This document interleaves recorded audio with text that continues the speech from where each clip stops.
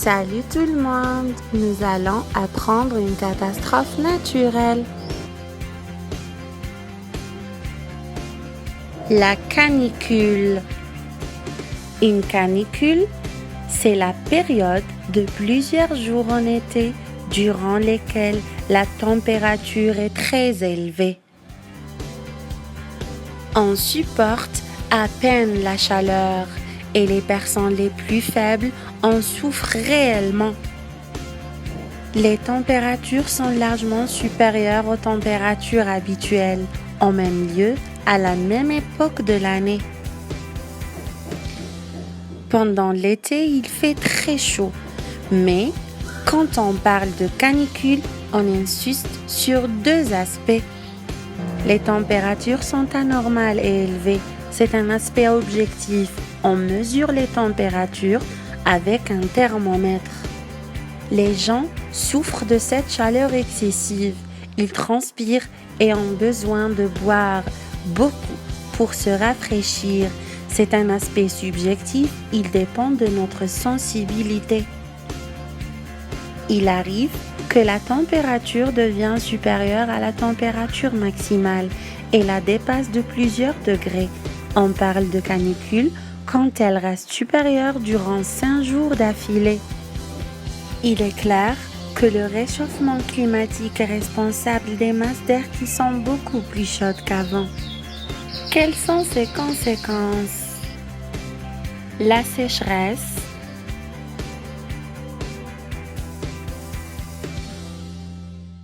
feux de forêt, manque d'eau,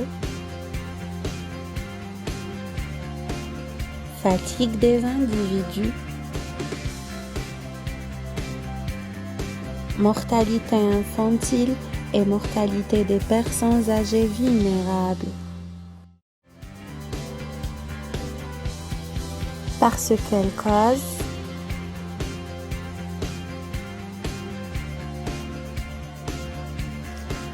des crampes, fatigue inhabituelle, propos incohérents, fièvre de 38 degrés, des maux de tête, des vertiges et des nausées.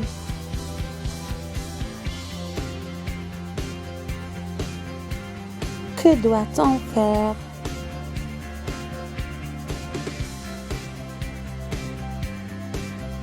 Il faut porter une attention toute particulière aux personnes fragiles et ou isolées.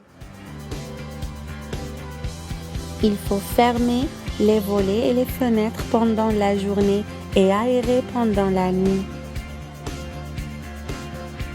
Rendez-vous dans un endroit frais ou climatisé 2 ou 3 heures par jour. Ne sortez pas aux heures les plus chaudes, de 11h à 21h. Buvez régulièrement de l'eau sans attendre d'avoir soif et mangez normalement.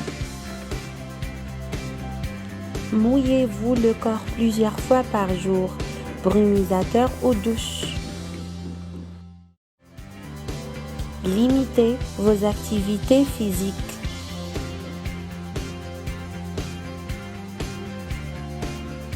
En cas de malaise ou de trouble du comportement, appelez le médecin.